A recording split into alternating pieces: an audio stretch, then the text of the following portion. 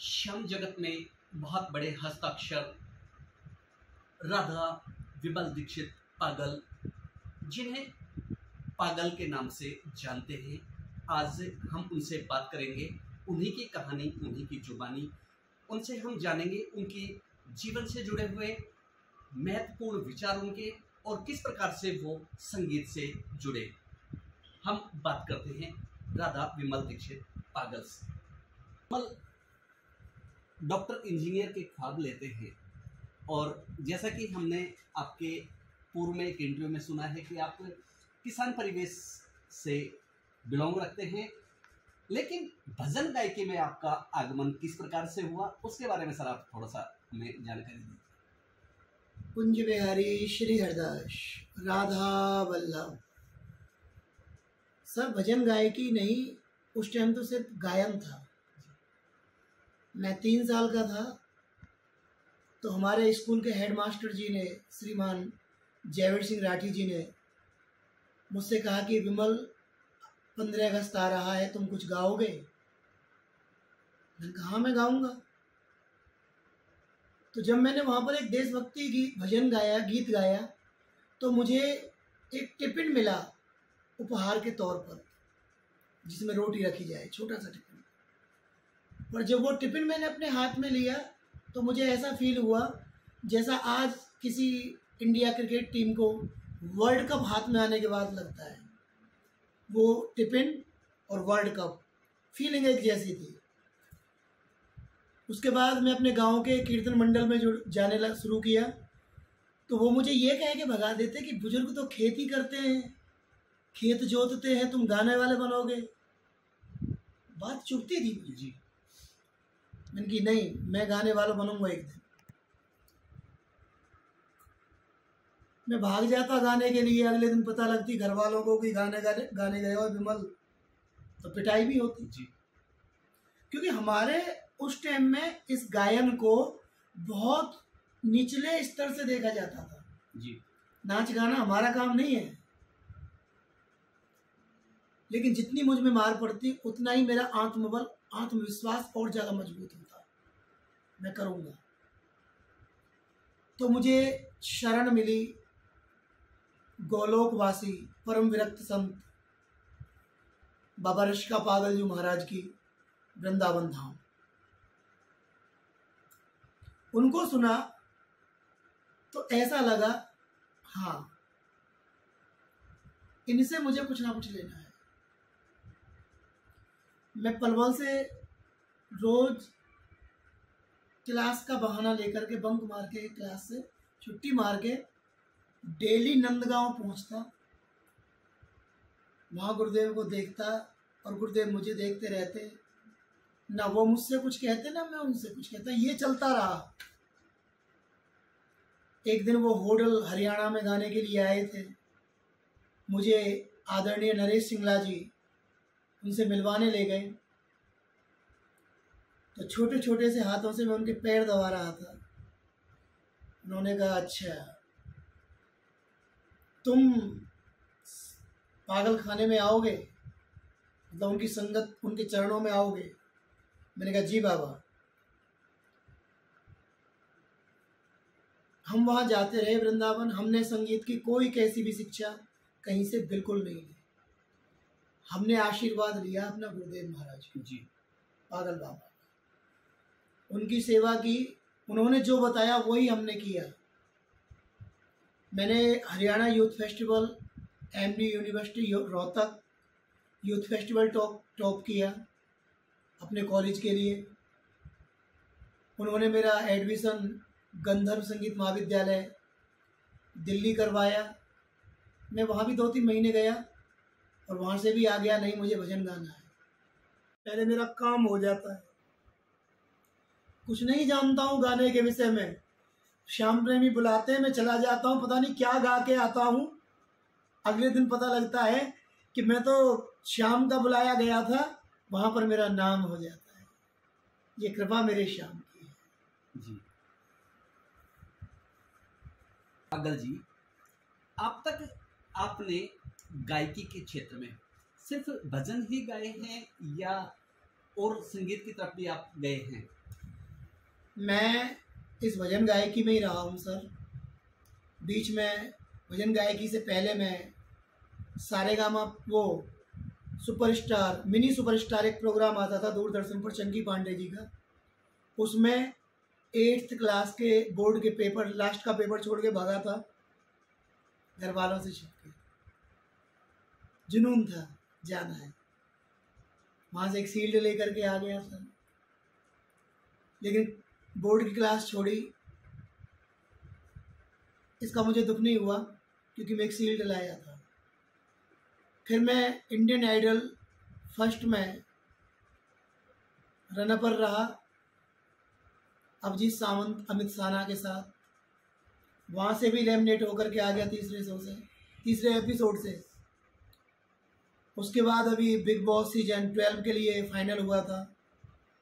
एक agreement sign करना था, वो सिर्फ इस बात पर साइन नहीं किया कि जिस बात को ये बिग बॉस ये बॉलीवुड हमारे समाज में परोस रहा है। मैं भी बेटी का बाप हूँ, मेरे भी बच्चे हैं। जिसको मैं नहीं देख सकता उसको मैं अपने परिवार को कैसे दिखा सकता हूँ। मैंने उस एग्रीमेंट को साइन नहीं किया। क्यों? मैंने उनसे कहा कि जितना तुम मुझे एक महीने में दोगे उतना मेरा श्याम मुझे एक रात में दे देता है, तो मैं तुम्हारे शो में क्यों आऊँ। मुझे ऐसी झूठी शोहरत नहीं चाहिए। मुझे श्याम प्रभु ने कहाँ से कहाँ पहुँचा दिया। इस जन्म में क्या पता नहीं, आने वाले कई जन्मों में भी मैं अपने बाबा श्याम का ये कर्ज नहीं उतार पाऊँ। मैं इस जीवन से बड़ा खुश हूँ सर। सर, श्याम गायकी में आते आते आप इतना डूब चुके हैं कि आपको पागल बाबा के नाम से लोग जानने लगे हैं। तो अब तक आपने भजन गायकी में कितने एल्बम तैयार कर चुके हैं और लगभग कितने भजन गा चुके हैं आप अब तक? पागल बाबा मेरे गुरुदेव थे। मैं कभी पागल बाबा के नखून बराबर नहीं हो सकता सर। अब वो गोलोक चले गए, उनकी यादें ही रह गई हैं मेरे दिल में। लगभग मैं 14-15 एल्बम कर चुका हूँ अब तक। और जो मेरे बिहारी जी बुलवाते हैं लिखवाते हैं वही बोल पाता हूँ, गा पाता हूँ। कुछ और अलग नहीं गाया है। जो मेरे गुरुदेव ने मुझे सिखाया है वही गा पाता हूँ। लेकिन ये श्याम प्रेमियों का बहुत बहुत प्यार है कि वो मैं गाना कुछ और चाहता हूँ, वो सुनना वही चाहते हैं कि चाहे कितना भी पुराना हो जाए सुनना वही है। विमल भैया आपसे चलिए, मैं नौकर हूँ श्याम का, तो मैं वही नौकरी करूँगा जो श्याम के प्रेमी मुझसे चाहेंगे। आखिरी सांस तक ये पागल जब तक जीवित हैं, श्याम प्रेमियों अपनी सांस में जब तक सांस है सिर्फ श्याम का गुण गाएंगे, इसके अलावा और कुछ नहीं गाएंगे। जी, आप छोटे से गांव से निकल करके और रस की गायकी में आगे बढ़ते हुए अब तक भारत में तो आपने वो मुकाम हासिल कर लिया। भारत में तो आज आप सर उस टाइम लगता था कि सिर्फ मुझे गाना है। एमिल आराधना आता था चैनल पर, उसको देखते थे। आज जिन सिंगरों से हम मिलते हैं, बैठते हैं जिनके साथ, वो हमारे लिए एक सपना हुआ करते थे। जब मैं बाबा श्याम के चरणों में आया, आजकल के सिंगरों में जो आजकल का नया यूथ आ रहा है उनको 5 मिनट बैठना भी गवारा है। बैठ जाए, हम 2-2 3-3 घंटे बैठे रहते थे, पूरे नाइट बैठे रहते थे कि गाने के लिए माइक मिलेगा। लेकिन सच्चाई है, श्याम जगत जानता है, 9 महीने मुझे 8-9 महीने माइक नहीं मिला। अभी वो आ रहे हैं, अभी वो गाएंगे, अभी आरती का टाइम हो गया। लेकिन जिस दिन बाबा श्याम की नज़र पड़ी सर, ऐसी कृपा की बाबा ने कि इस किसान के बच्चे को पूरी दुनिया में एक पहचान दिला दी कि आ गया पागल का पागल। जी, जैसा कि आपने बता रहे हैं कि विधिवत रूप से आपने कोई शिक्षा नहीं ली, लेकिन आप श्याम भक्ति में इतने लीन हो गए थे कि आपको एक जुनून सवार हो गया था कि मुझे श्याम भक्ति में जाना है। और ऐसा कौन सा ऐसा वाकया था कि आपको श्याम के दर तक पहुंचा दिया, श्याम बाबा के दर पे पहुंचना पड़ा? मैं लास्ट बार जब मुझे कापासेड़ा बॉर्डर गुड़गावा दिल्ली कापासेटा बॉर्डर। वहाँ से मेरे मित्र बिट्टू यादव और SHO सुरेंद्र दैया, ये मुझे पहली बार खाटू श्याम जी लेके गए। इन्हीं के साथ में जाने लगा, नंबर नहीं आता था गाने का। तो आखिरी बार मैं बाबा के मंदिर में गया और बाबा के मंदिर में दहाड़े मार मार के चिल्ला चिल्ला कर रोया। कैसा बाबा है तू, ना तेरे हाथ हैं ना पैर हैं, सर को मतलब ऐसी उल्ट अनाप शनाप बातें बोला बाबा से। आज के बाद में तेरी चौखट पे नहीं आऊंगा। इससे बढ़िया तो मेरा वृंदावन है कि जमुना की रेत पे कहीं भी बैठूं और गाऊं, कोई रोकने टोकने वाला नहीं। लोग हंस रहे थे मुझे देख करके और मैं वहां से रो करके काफी देर रोया मैं मंदिर में। और वहां से चल दिया मैंने कि आज के बाद तो यहाँ आना ही नहीं है। जो लोग मुझे वहां से हर बार ये कहते थे कि टाइम नहीं है, वो धर्मशाला के बाहर, रेवाड़ी धर्मशाला के बाहर वो लोग खड़े हुए थे और वो मुझसे बोले कि भाई पागल, आज तू एक भजन सुना के जा। पहली बात जो भगाते थे वो बोले कि आज तू एक भजन सुना के जा। मैंने कहा आप तो वैसे भी खाटू, मुझे आनो ही ना है, चलो एक भजन गा दो।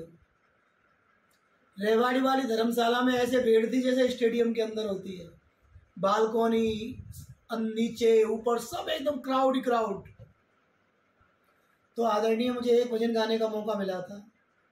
जनता ने वंस मोर कर करके मुझसे उस दिन 7 भजन सुने, कभी नहीं भूलता हूँ मैं।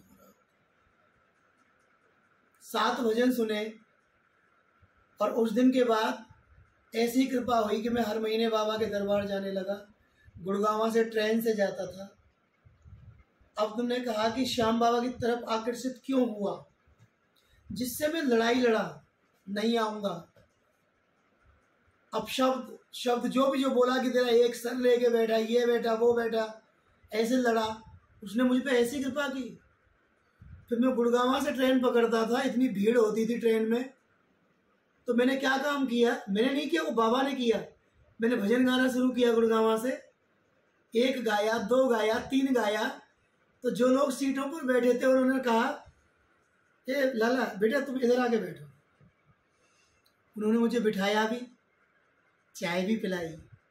मेरे मन में लालच जागा, ये कितना अच्छा है कि भजन भी सुनाता हूं मैं, तो ये चाय भी पिलाते हैं, ये अच्छी बात है। मैं हर महीने भजन गाता जाऊंगा, हर महीने ये चाय पानी सब सेवा करेंगे मुझे। ये लालच मेरे अंदर जागृत किया बाबा श्याम ने। मैं कई साल तक ट्रेन से जाता रहा और यही क्रम चलता रहा। मैं भजन गाना शुरू करता गुड़गांव से और रिंगस तक भजन गाता जाता, इस वजह से कि कहीं मैंने भजन गाना बंद किया तो ये मुझे सीट पर नहीं बैठने देंगे और चाय भी नहीं पिलाएंगे। जगह जगह नाम पहुंचा, जिस कहा कि लोग कहते हैं डॉक्टर बने, इंजीनियर बने, बच्चा ये बने, मैंने कहा कि कुत्ता बनूं मैं।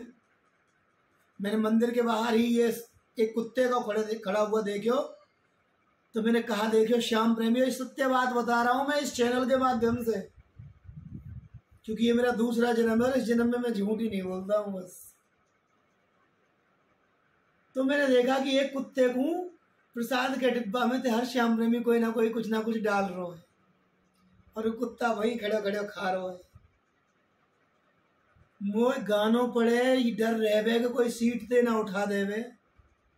मैं यूँ चिल्ला तो आऊँ ट्रेन में, अगर मैं यहाँ के चौखट को कुत्ता भी बन सकूं तो मुझे चिल्लाना भी ना पड़ेगा, मैं खड़े रहूँगा, मुँह में कोई लात भी ना मारेगो, 56 भोग को प्रसाद भी वो यही खड़े खड़े मिलेगो। तो इंसान बनने से लाख गुना बढ़िया है। इंसान को रोटी नहीं देता सर, कुत्ते को प्रसाद अवश्य मिलता है। आज के दौर में मेरे मन से ये बात निकली कि अपनी चौखट का तू मुझे कुत्ता ही बना ले बाबा, पर बना ले। वो लाइन इतनी पसंद आई श्याम प्रेमियों को कि ये पहला पागल है, ना टाटा बनना चाहता, ना बिरला बनना चाहता, ना डॉक्टर बनना चाहता, ना साइंटिस्ट, ये कुत्ता बनना चाहता है। मैं बाबा श्याम की चौखट का कुत्ता बनना चाहता हूँ, ये भाव मेरे अंदर प्रकट हुआ जी। और वो आज मेरे साथ कुछ ने बताया कि श्याम प्रभु तेरे दर पे मैं कुत्ता बन जाऊं। आप श्याम प्रभु के इतने अनन्य भक्त हो गए कि जो लोग आपको ताना देते थे कि बनेगा गवैया, आज उसी गवैये की बदौलत, गायकी की बदौलत आपने अपने परिवार को भी सराहा, और जहाँ तक मेरी जानकारी है कि आपको अल्प समय में ही अपने पिताजी दूर भी चले गए थे, तो उसके बाद का थोड़ा सा वाकया आप हमें बताइए। जब मेरे पिताजी गए, श्याम प्रेमियों, मैं ये बात नहीं खोलता लेकिन खोल रहा हूँ, जो बच्चे आज खाटू श्याम जी में केवल एंटरटेनमेंट के लिए जाते हैं, उनके लिए मैं ये बात बता रहा हूँ, इसको एंटरटेन मत जानिए, ये कलयुग का सच्चा देव है, इसको पहचानिए। जब मेरे पिताजी गए थे इस दुनिया से, मेरी बहुत छोटी उम्र थी, बहुत छोटी, 2005 में चले गए थे मेरे पिताजी। मेरे 3 बहन, एक छोटा भाई, मम्मी, और मैं भी गुड़गांव ऐसे एक छोटे से कमरे में रहता था। अब मैं क्या करूँगा, पढ़ा भी नहीं इतना, कोई नौकरी भी नहीं कर सकता, क्या करूँगा मैं। यही भजन गाता था आप श्याम प्रेमियों के बीच में।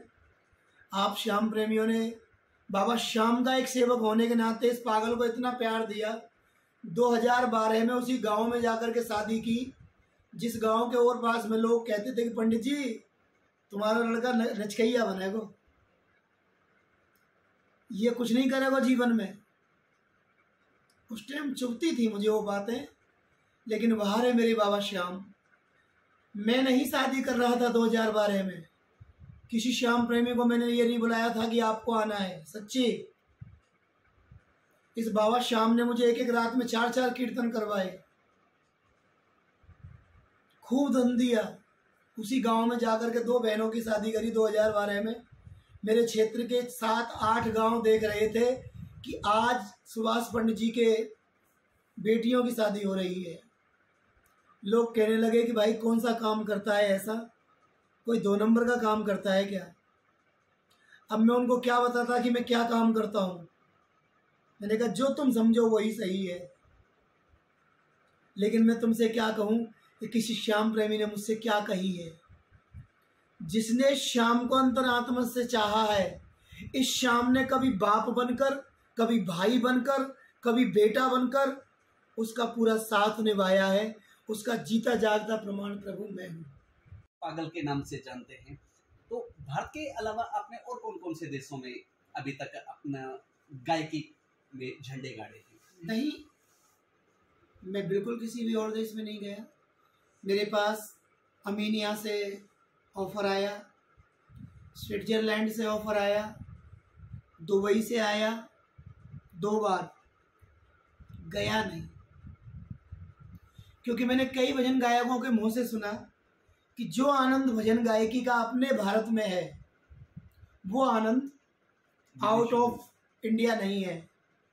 टाइम की पंक्चुअलिटी, आपको 1 घंटे में सब कुछ ख़त्म करना है, 1 घंटे में आए।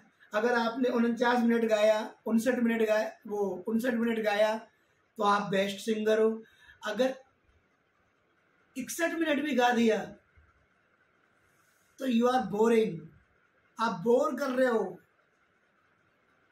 नहीं, बहुत लोगों ने मुझसे ये बात बताई, तो मेरी आत्मा ने कहा कि जहाँ मुझे एक समय सीमा में रह कर के गाना पड़े अपने प्रभु का नाम, उससे बढ़िया है मैं अपने भारत की भूमि पर गाऊं, अपने प्रेमियों के बीच गाऊं, चाहे किसी चौपाल पर बैठकर गाऊं, पर गाऊं अपने भारत में। अपने भारत के बाहर मैं नहीं जाना चाहता। मैं अपने प्रेमियों को सुनाना चाहता हूँ। स्टारडम को इतना करीब से देखा है, स्टार ये वो नहीं, पागल बनने का जो आनंद है वो स्टार बनकर आनंद नहीं खोना चाहता। अभी आगामी आपका नया आ रहा है? अभी मेरे बिहारी जी के 4 भजन आ रहे हैं। 3 भजन स्काईलार्क से हैं और 1 भजन एक और कंपनी से रिलीज होना है, अभी उसका नाम मैं नहीं बता सकता। 4 भजन मेरे बिहारी जी ने कंपोज किए हैं और मेरी अपनी मनोदशा पर आधारित हैं 4 ही भजन। 5 साल मैंने कोई भजन नहीं दिया नया। अब कुछ नया दे रहा हूँ श्याम प्रेमियों के लिए। लेकिन मेरे भजनों में नाच कूद या फुअड़ता इसका कोई अंश नहीं मिलेगा। मेरे भजन को जो श्याम का सच्चा प्रेमी होगा वही सुन पाएगा।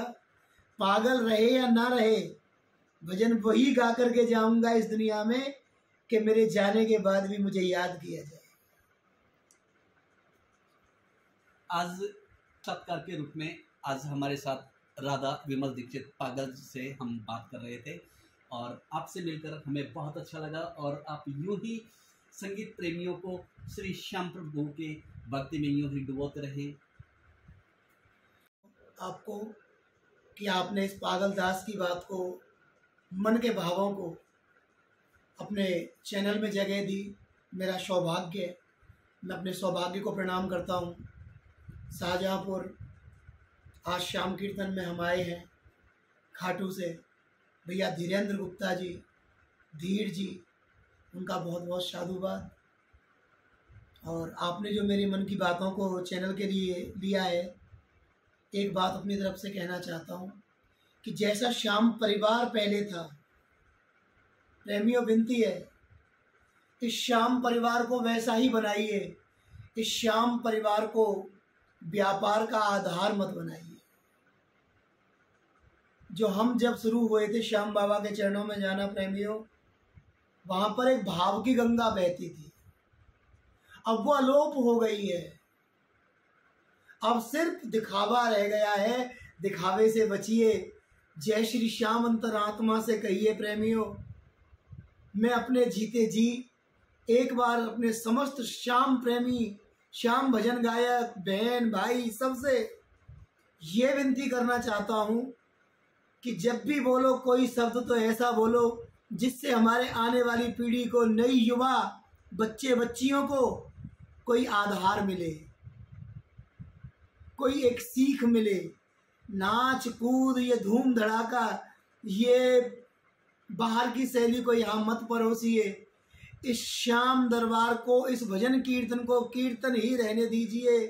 इस पागल की बात पर विचार कीजिए। जय श्री श्याम।